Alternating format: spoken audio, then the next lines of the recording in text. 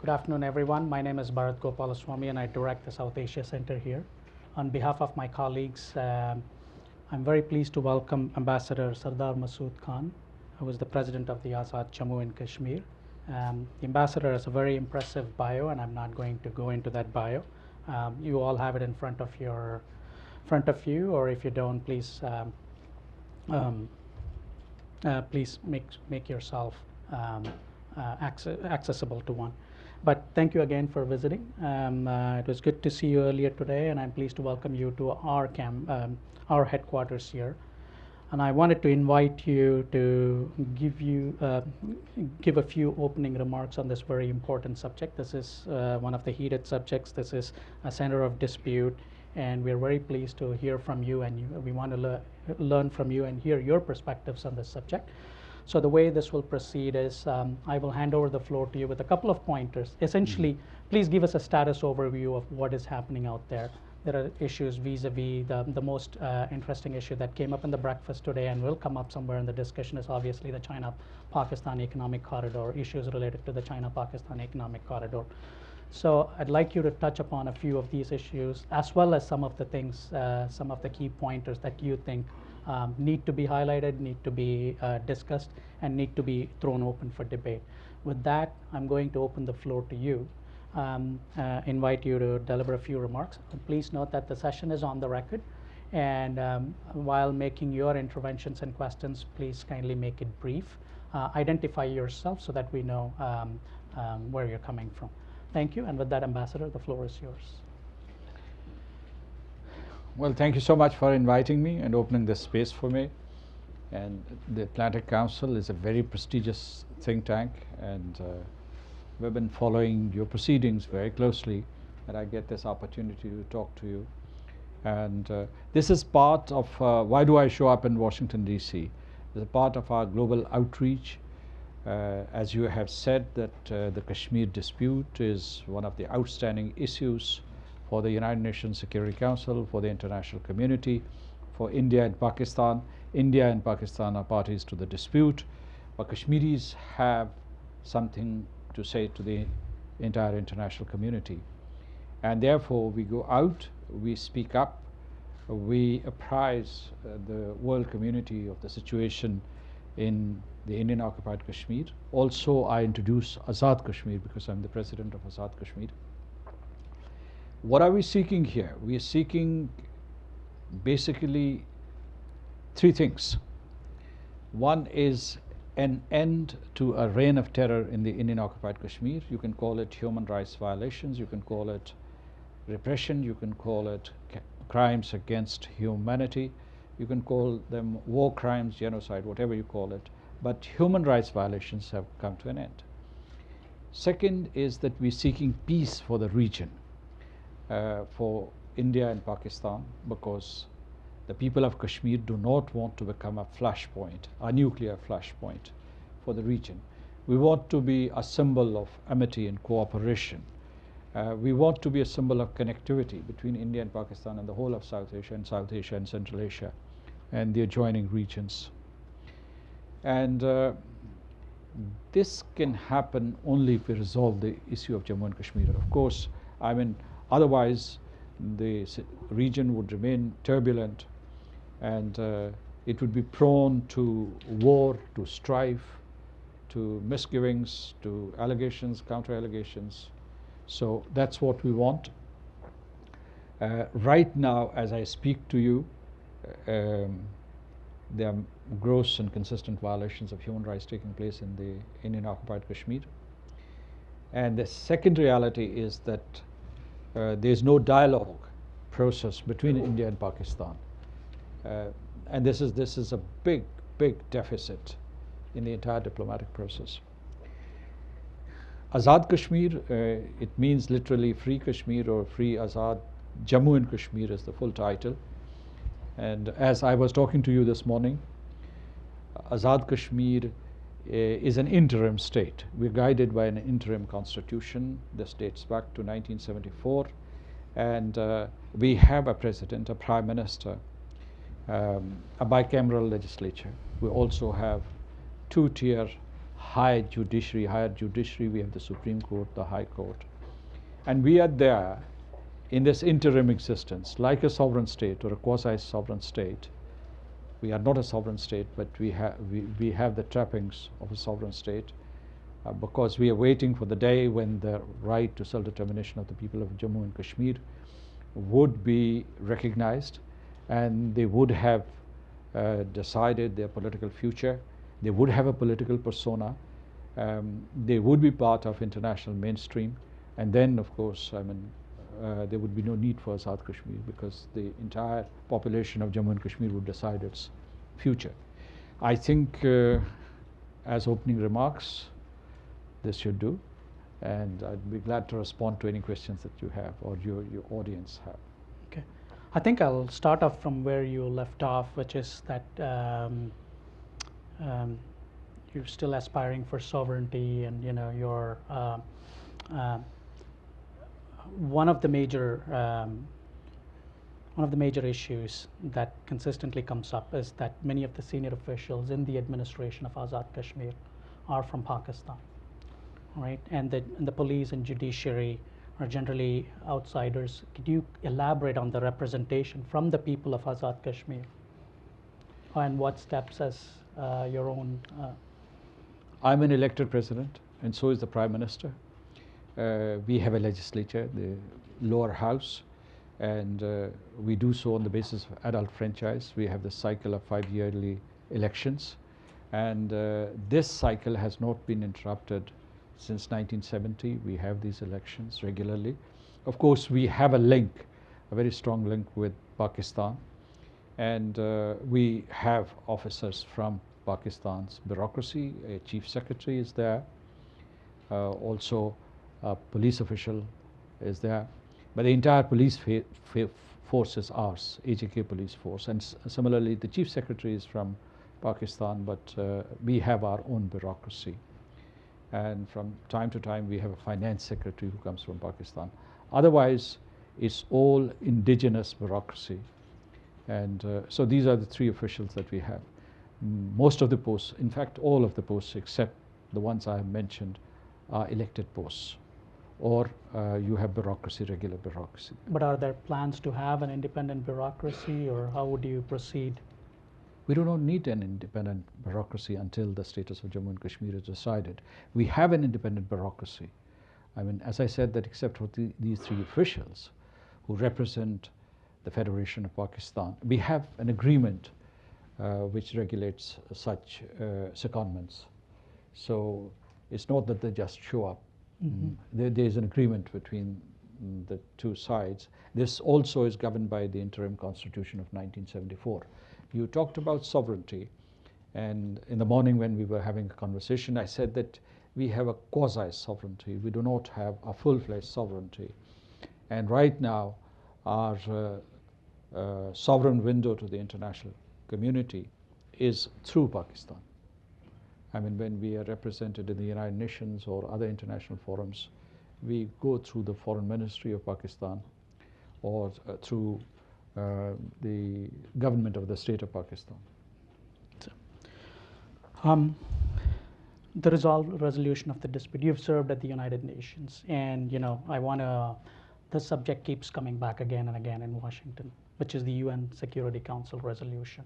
And many analysts say that the UN resolution has a 3-step sequential process for the resolution of the dispute. The first is to be taken by Pakistan by withdrawing all its nationals from Kashmir. In the 70 years since the passage armed nationals. Armed nationals. Okay. The 70 years since the passage of this resolution, what steps has Pakistan taken to implement this step?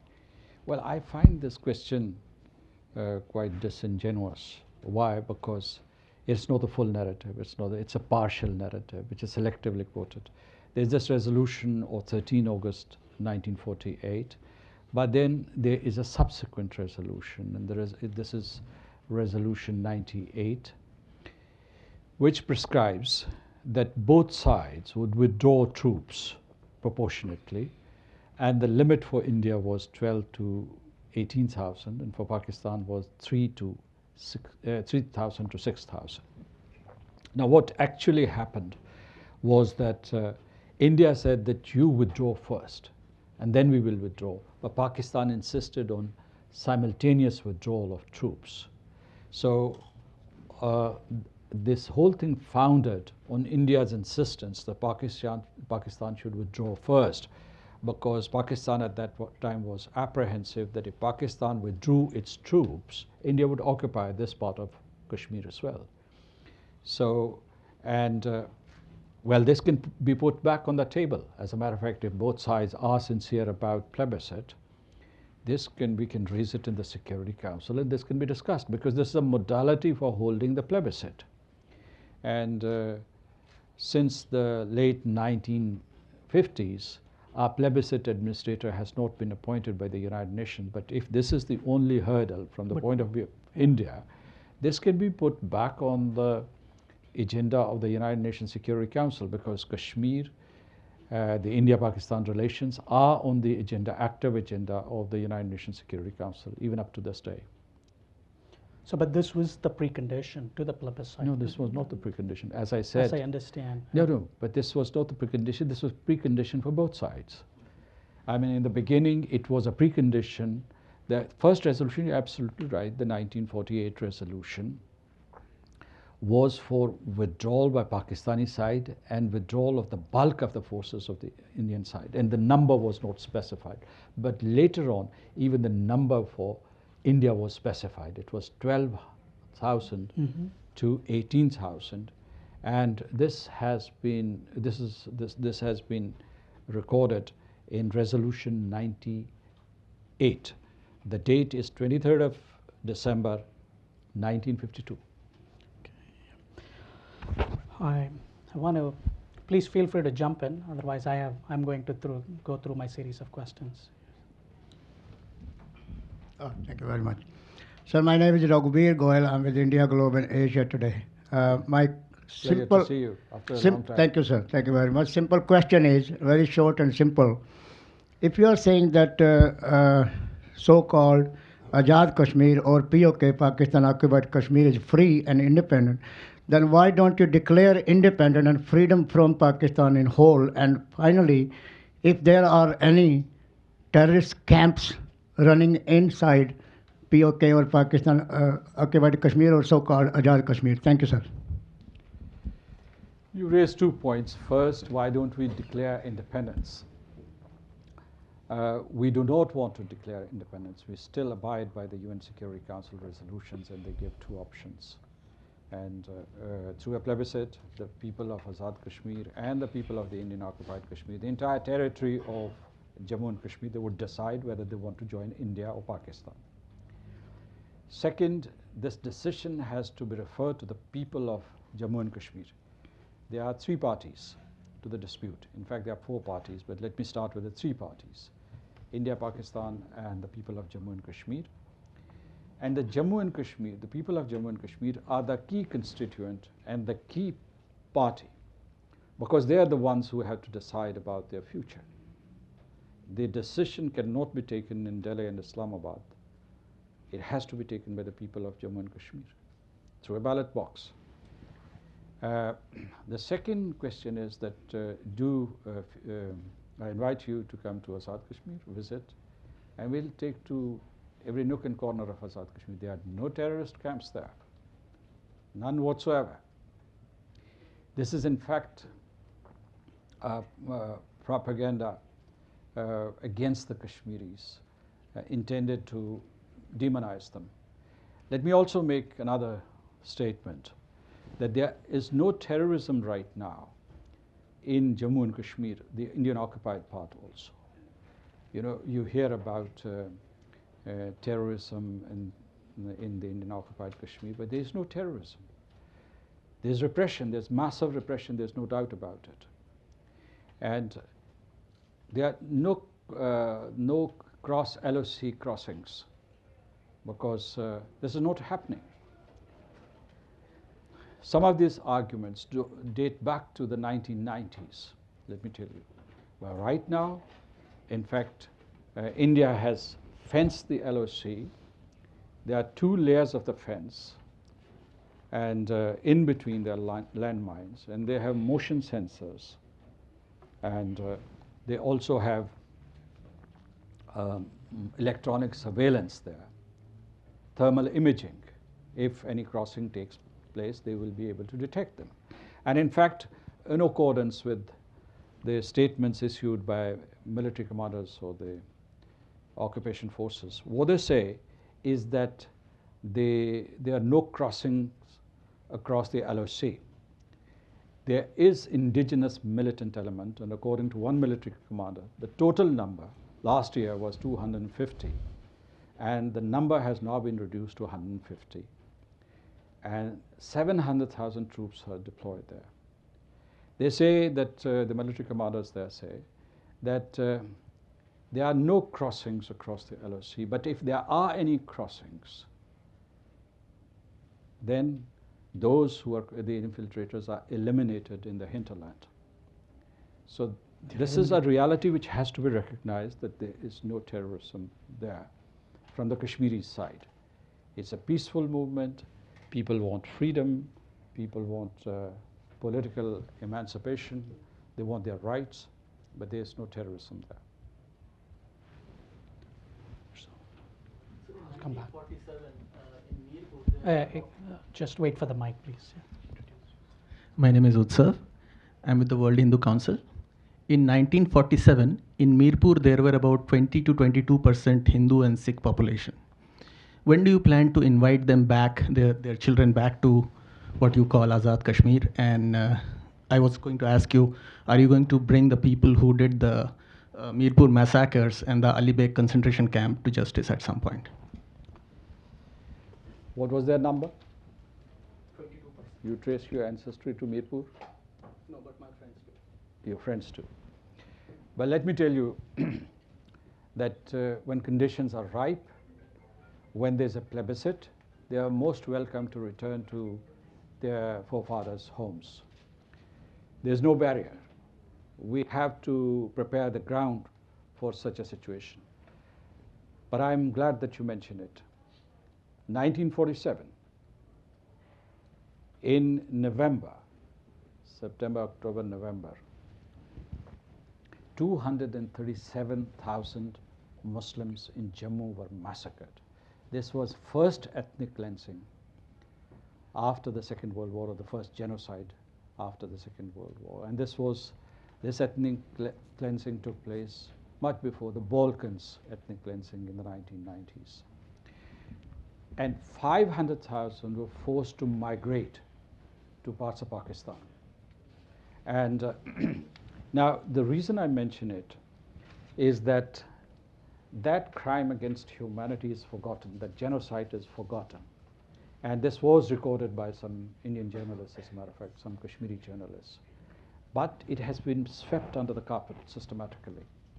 Let me tell you that I would not have mentioned it if it was not a reality even today.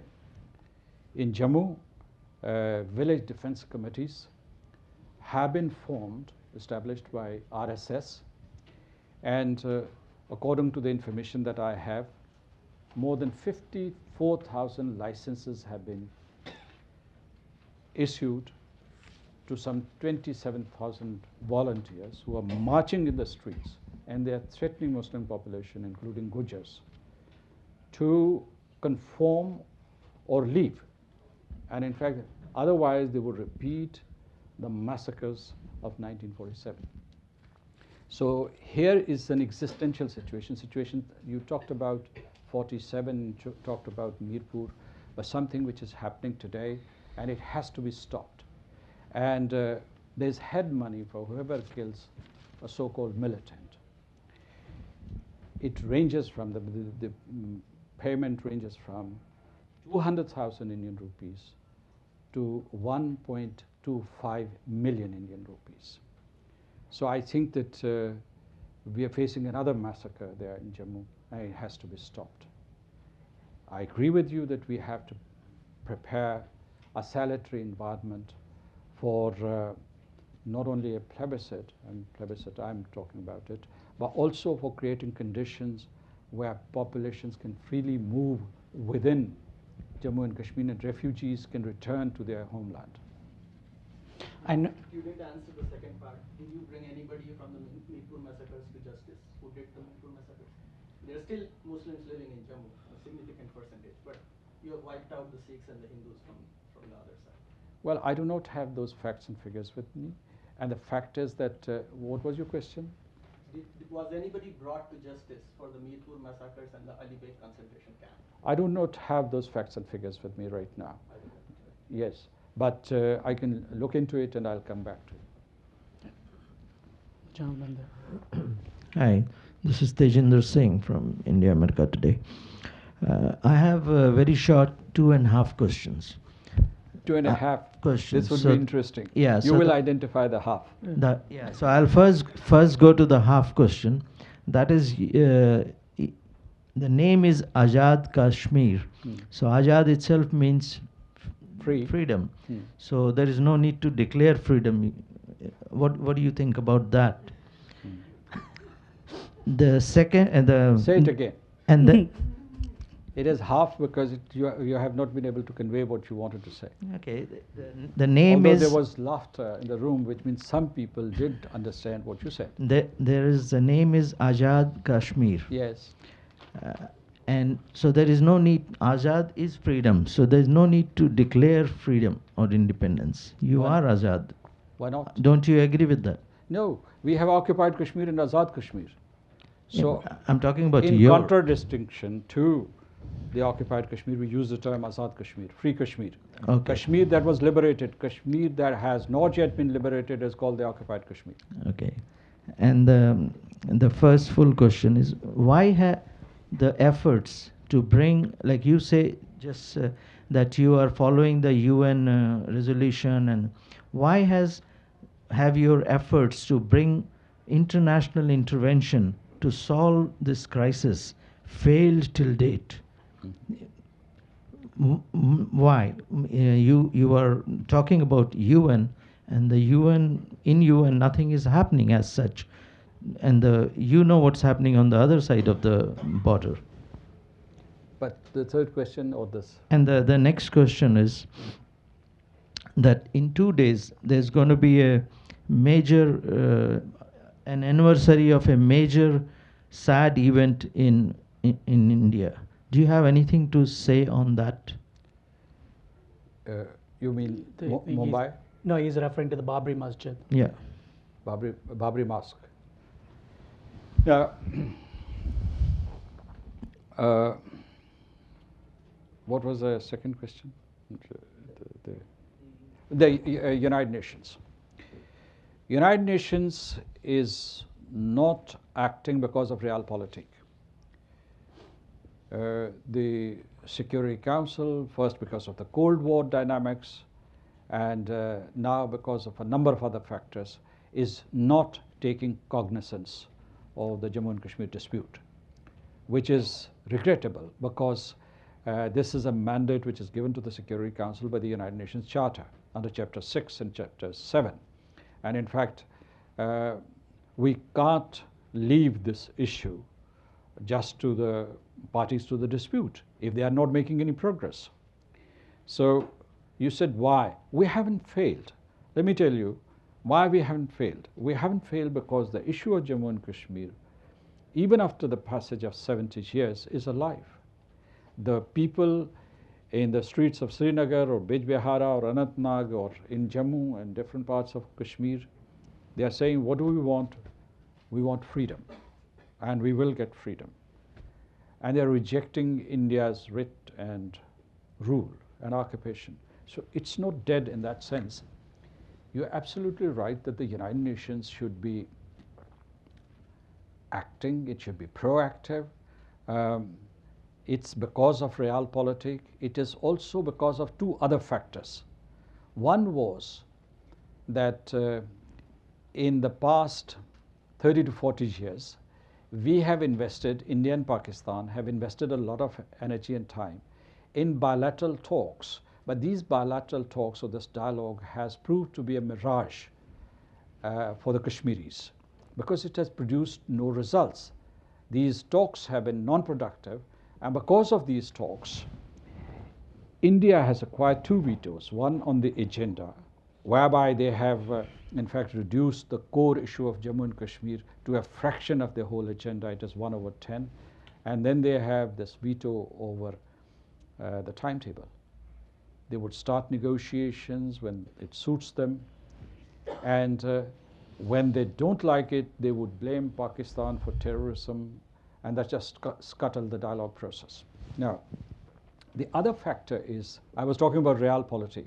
The other factor is that India has strategic alliances with certain countries, and because of lucrative deals that it offers to powerful countries in the West, it has practically imposed a gag order on Kashmir because they do not speak up.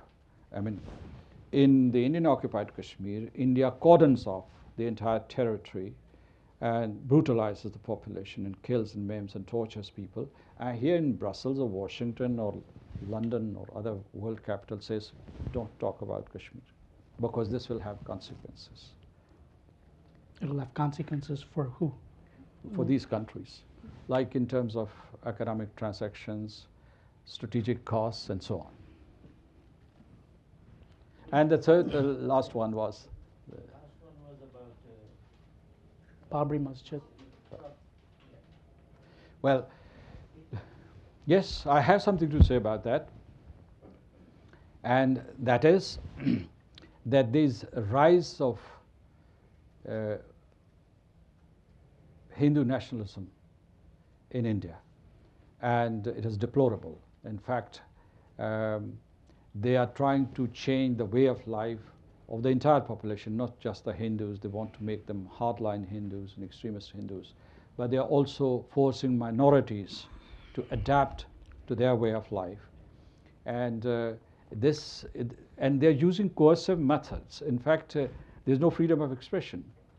Secularism is being attacked. Let me tell you that at least 3 persons, they express their views. There's this Indian occupied Kashmir leader, Farooq Abdullah. He said something, and there's head money for him. And in fact, there's prize for cutting his tongue, prize money for cutting his tongue.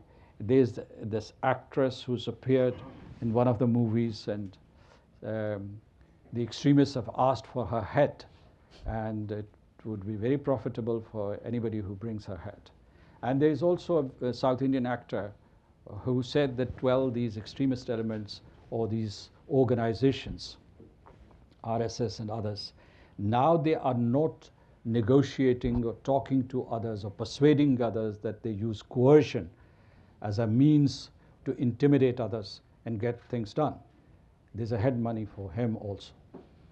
So I condemn this kind of extremism because people are focused on Islamic fundamentalism. But this is another sinister phenomenon which is emerging, and which must be countered because it has consequences for the region and for the international community. Very quick, half a second. Half question. You mentioned How the did word, you coin this phrase, half question? You mentioned the word Brussels. I have come from Brussels a few years ago. Your subject or your agenda is much more talked about and much more powerfully put forward in Brussels than here. What is the reason? In Brussels also people are quite defensive, to tell you the truth. I've been talking to the MEPs and European Union institutions representatives, and they say that they are passing through a transitional phase, because of Brexit and because of the rise of ethnic nationalism and because of a number of other factors, the economic difficulties that they have had in the recent past. They want to strike deals with India. They also are being constrained. The whole process is quite compressing for them. So in Washington, D.C., Washington is an ally of New Delhi, of course, one can understand.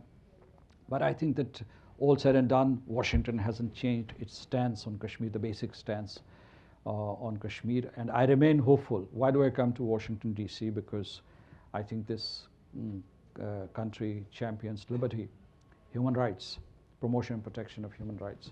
And we pin a lot of hope on this country. And I don't think that the situation is mature for any kind of mediation by the United States, but facilitation can be done by the United States and its institutions in bringing the two parties to the negotiating table, encouraging them to find a lasting solution for the resolution of Jammu and Kashmir dispute. I'm going to take a quick commercial break here and Yeah, promote sure. ourselves. We are the Atlantic Council, so we're a transatlantic think tank. So you You don't are? have to go to Brussels to debate this issue. You can come here and debate this issue, and we'll make sure that gets resonated in Brussels. And too. I'm grateful to you for that. And I would recognize you as the pivot of both sides of the Atlantic. Yeah, so thank you. So, but I'll come back to you. I just want to revisit a couple of points which came here, and I think some of the human rights is abuses. If you go onto the other side, this is what you will be accused of, right? I mean, and half this has to do with the facts on the ground. Let's talk about them. Yeah, Let's talk about them. I mean, like the Don't keep it vague. no, I'm not keeping it vague. I'm just saying all the human rights abuses, the training camps. Where? No. The Pakistan occupied Kashmir, or the Azad Kashmir, however you want to. And then the next thing is the terror side of things. Just as of last week, we have Hafiz Saeed, who has been branded as a terrorist by by the international community, and the idea is to mainstream him as a part of the political process. What is the fundamental? What is the and when somebody hears about these things here, the signals that from an average policymaker's point of view, you're looking at it and you're saying, are you serious about going after terrorism? Well, this question should be put to the foreign minister of Pakistan. No, in Pakistan. I'm But let me asking tell you this. But let this- me tell you, I'll respond to your question. First, there are no terrorist camps in Azad Kashmir. And I'm making this statement authoritatively. I have told the entire territory of Azad Kashmir there are no terrorist camps there. And there's no infiltration from Azad Kashmir right now. And in fact, Indian commanders know that. And the Indian security establishment knows it. There's no infiltration. Otherwise, you will have reports. There are no reports about infiltrations. There is some weak resistance from within, but they say that the number of these ill-equipped, ill-armed militants, indigenous militants, is 150. So negligible as compared to 700,000 troops that are deployed there.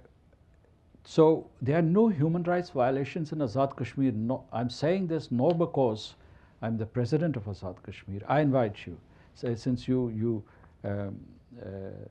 jurisdiction includes transatlantic opinion, do visit Azad Kashmir, and we'll take you to all parts of Azad Kashmir. We have the lowest crime rate in the whole of Pakistan, one. And second, we have the highest literacy rate in Pakistan, I mean, compared to other regions of Pakistan. So the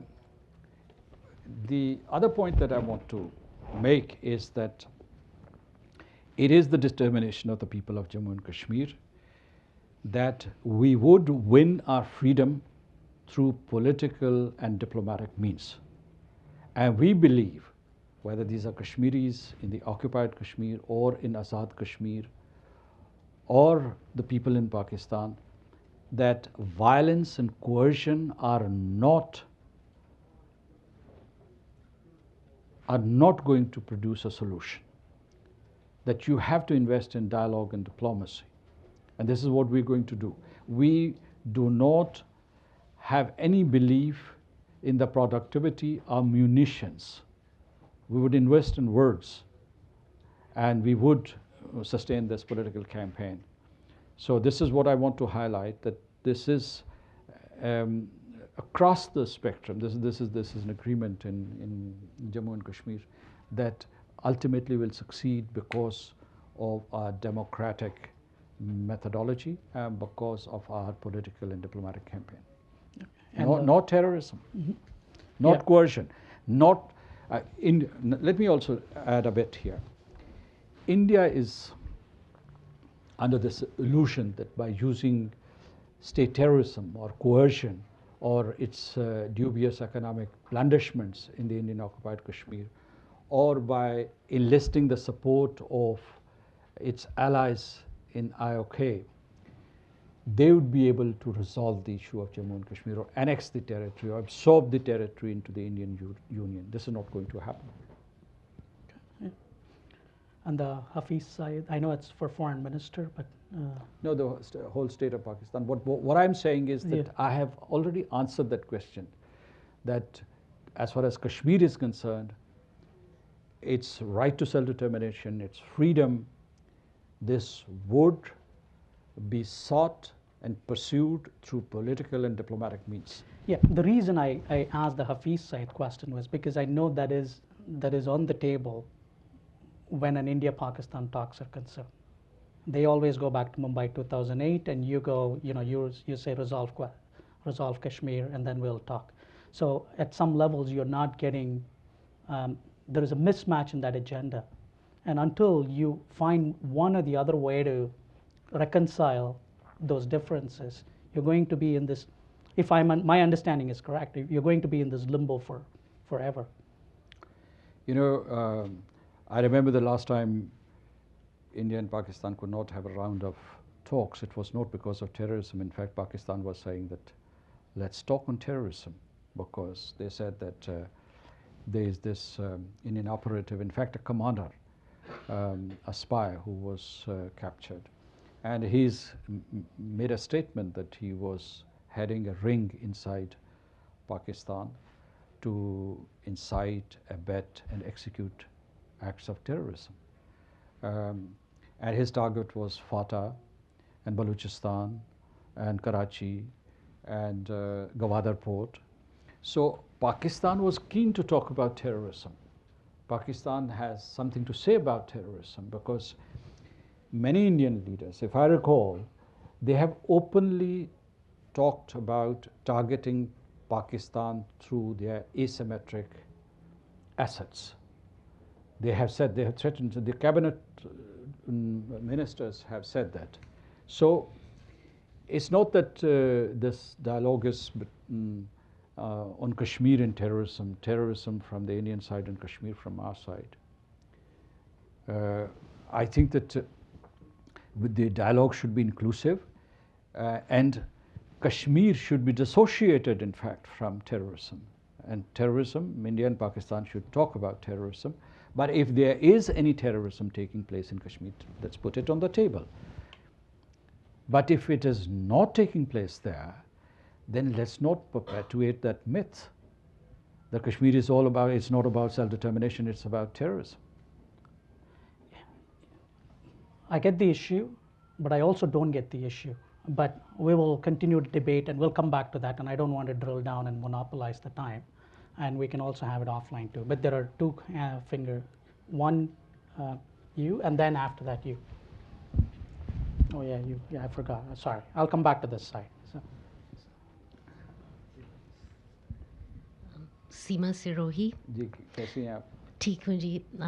Ambassador, I have lots of questions. First, tell us how you morphed into the president of Azad Kashmir. You were a diplomat.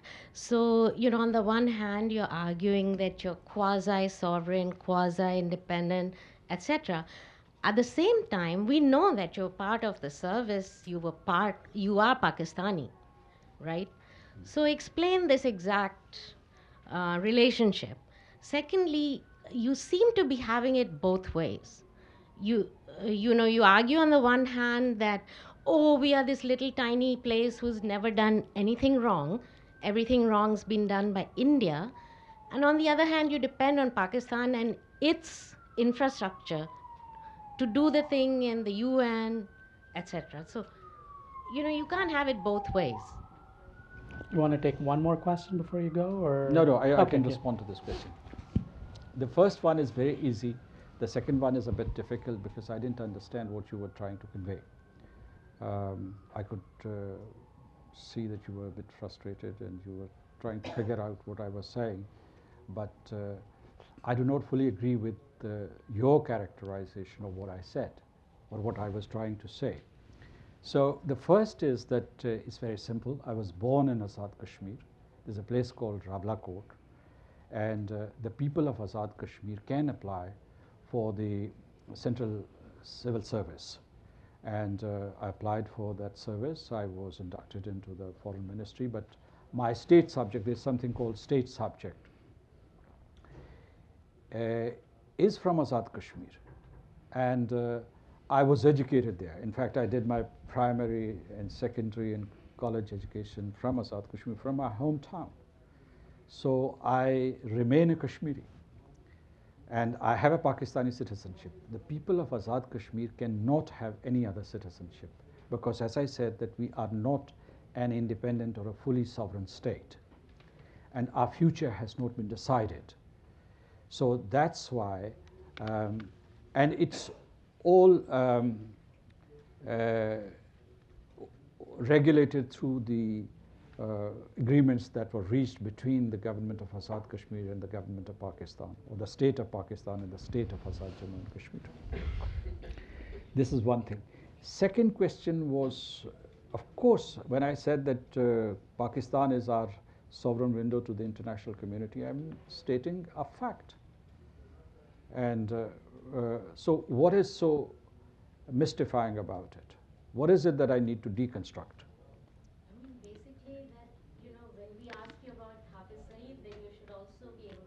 That's essentially where I was not deflected onto the foreign minister of Pakistan. I mean, it's as simple as that.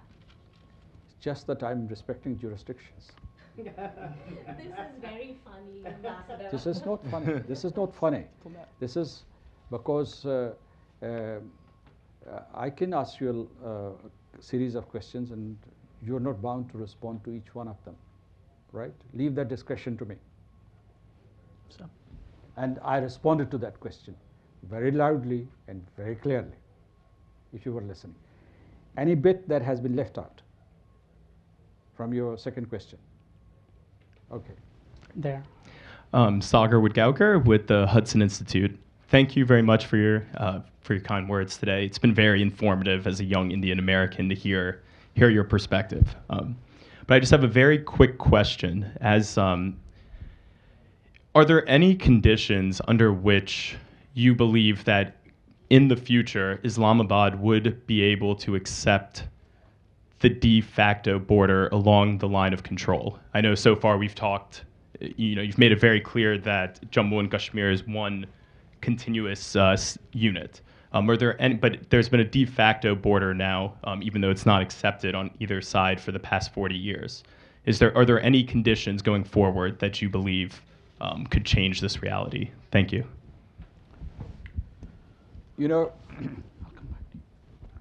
people who make this kind of suggestion are not familiar with the history or geography of Jammu and Kashmir. You know, before 1947, the people of Azad Kashmir, the people of Pakistan, in fact, Sialkot, Lahore, all these people used to have very deep linkages with the Indian occupied Kashmir. All the three areas, Jammu, the Valley of Kashmir, and Ladakh. So you can't sever their links simply because it suits your convenience, or simply because it is strategically inconvenient for you to find a solution. And this territory of Jammu and Kashmir belongs to the people of Jammu and Kashmir. You know what their population is? About 20 million. And you know what the entire area of the territory is? About 85,000 square miles, or 220,000 square kilometers. They are not chattel. They are not chips to be traded off. The people, they have to decide their destiny, whether or not this permanent line would become, this temporary line would become permanent. They have to decide their destiny. This is very important to understand because people want to take The people of Jammu and Kashmir, I mean, people in India want to take them out of this equation. I recall that in 2015, when Mr. Sartaj Aziz was planning to visit India, the Indian External Affairs Minister said that he can't meet Kashmiris. And when she was quizzed about it, she said that let's leave Kashmir out of the Jammu and Kashmir dispute. Let's leave Kashmiris out of the Jammu and Kashmir dispute. We can't acquiesce in that. But do you have a follow-up? Because you seem Like I have a bit of a follow-up. I actually, just quickly, if it's okay, I do agree with that sentiment. I would just argue, for instance, that prior to 1947, the Punjabis and the Bengalis also were a continuous unit of people with a shared history, regardless of religion. And so politics will, over time, though, that unit has been split and reality has changed. I'm just sort of playing the devil's advocate here that perhaps over time the Kashmiri people could also, political reality could change as well. Well, thank you so much for that sentiment. One thing that I want to say briefly, I see people of all ages sitting here. And I think that why can't we all agree that we should strive to craft a new future for the whole of South Asia. We should be harmonious, cohesive, all parts of South Asia contributing to mutual prosperity, collective security, because we share so much. Kashmiris are part of that fabric. But what they say is that they have to determine their future. This right is recognized by the United Nations. It's an inalienable right that they have, as all other citizens of South Asia had. For instance, India exercised its right to self-determination, got rid of colonial rule. So did Pakistan. Pakistan won its independence. Why can't Kashmiris be given that right? And then we'll move on. So I have 1, 2, 3, 4. Yeah. My name is Javed Hamid, and I'm retired from the World Bank and live in Washington, D.C. My question, first of all, I want to express my gratitude to you to come and speak to us here. I've not had the opportunity to listen to the President of Azad Kashmir before, and also to Atlantic Council for arranging this event. I think it's important for the people of Kashmir to have a voice through Azad Kashmir and through occupied Kashmir leaders. My question, sir, is that leaving aside the political and the human rights and other issues, what is happening in the economy of Azad Kashmir, and are you giving it attention so that the people who are there are doing well, improving their lot, and are actually doing better than across the border, if you like to say? So can you speak to that? That's a well-banked question. Thank you. Thank you so much. I'm glad that you asked this question. I will not compare Azad Kashmir with the Indian occupied Kashmir in the economic realm, but let me talk about what we are doing in Azad Kashmir. I think that there are three priorities that we have: Kashmir, then we have good governance, and the third is economic development. In the sphere of economic development, our priorities are infrastructure development, and we're investing our resources in infrastructure, a modern road network.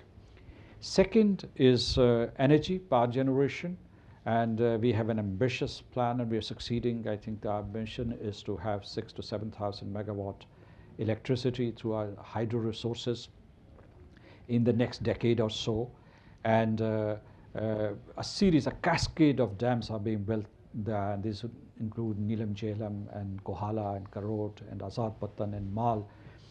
Then we're focusing on high quality education. Right now we have 5 universities, 3 medical colleges, 2 cadet colleges, and scores of postgraduate colleges.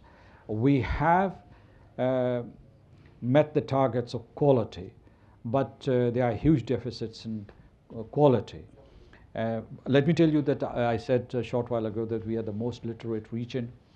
Our educational score is 85% plus, and we outstrip and outcompete Pakistan in the following areas: enrollment, learning, retention, and gender parity.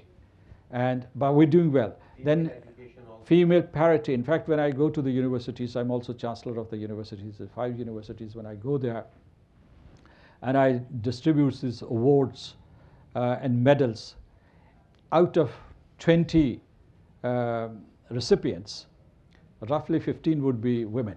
And I always tell them, women, congratulations; girls, congratulations; boys, wake up.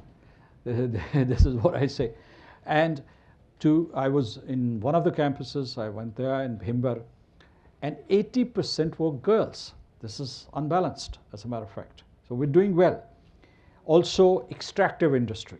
We have marble and granite, and we also have coal and gold and bauxite and bentonite, and we're investing in this extractive industry. We also have some of the most precious stones in the world: rubies and blue sapphire and tourmaline. Telecommunication network, we're trying to upgrade it. And agriculture industry, in fact, I mentioned it to you, but I forgot to mention it here. I can mention it in this context, that we are now formally connected with the China-Pakistan Economic Corridor, and we are implementing 4 projects: 2 hydropower generation projects, 1 industrial zone, and 1 expressway which would cut across the entire territory of Azad Jammu and Kashmir and link it to the central artery of Sepek. This would start, I mean, since you have lived in Pakistan, have you? Yeah, so you know the territory. It would go from Mansehra to Muzaffarabad to Kohala to Azad Patan to Holard to Mirpur to Mangla to Dina. And I think that we are on the cusp of an economic revolution, but I don't want to brag about it right now. I think that only in due course results should demonstrate how we have been striving towards achieving this goal. I'll come back to this point later, but speaking about women, I want to offer the chance to you. And I'm sorry that I cut you off the loop, because one, you're part of the organization, and the host always comes last here. So please. Thank you for speaking with us today. My name is Crystal Call. I work for Booz Allen Hamilton, and I'm also doing a PhD on Kashmir at Brown University. So my first question is in regards to your terminology. I mean, you keep referring to India-occupied Kashmir, but then you say Azad Kashmir, and then you claim your allegiance is to Kashmiris, and you're a Kashmiri at heart. But to be fair to Kashmir at large, why don't you call it Pakistan-occupied Kashmir and India-occupied Kashmir? We don't call it, India calls it. But these are terminology that you're using, and we can all choose our own terminology that we wish. You're not a representative of the Indian government. You're representing yourself here. This is pretty much standard terminology for the Kashmiris, the bulk of them. I would disagree. I don't think that's standard universally. You can't dictate terminology. For instance, I mean, are you a student of political science? Yes. Now here, the Kashmiris decide to call it. And there's also terminology such as India-controlled Kashmir and Pakistan-controlled Kashmir and China-controlled Kashmir, and there's a lot of disputing terminology in academia that's used. So I don't think that, I mean, Azad Kashmir is a loaded term to use. We deliberately choose this terminology. Because you think that Pakistan's a sovereign window. Yes. But most of your career has been working for the Pakistani government. And no guilt so about is your that. allegiance to Pakistan or no to Kashmir? No guilt about that. But then where does your allegiance dual lie? Allegiance. This is one allegiance, because there were 2 options, and the bulk of the Kashmiris would like to align themselves with Pakistan. I've done interviews in Kashmir. I've interviewed Omar Abdullah, Gilani, Yazin Malik, journalists, youth, activists, and not a single interview respondent in Srinagar or Ladakh, and I went to Pakistan as well, said that they wanted to align with Pakistan. And I have all of these on record. Yes. But, including the Hurriyat Party, including Gilani on tape, including ex-militants themselves say that they have never. When did you visit? I've gone last year. I've gone several times in the past since 2011 going forward. I'm surprised. I have them on tape, on record, it doesn't matter. saying that. But that is not a stance that is popular today in the Valley. There's absolutely. I'm not questioning what you're saying, but what I'm saying is that the overwhelming sentiment in the Valley of Kashmir is that they want to join Pakistan. Based on what Based on survey, what polling, Yeah, what allow me evidence? to respond to that point.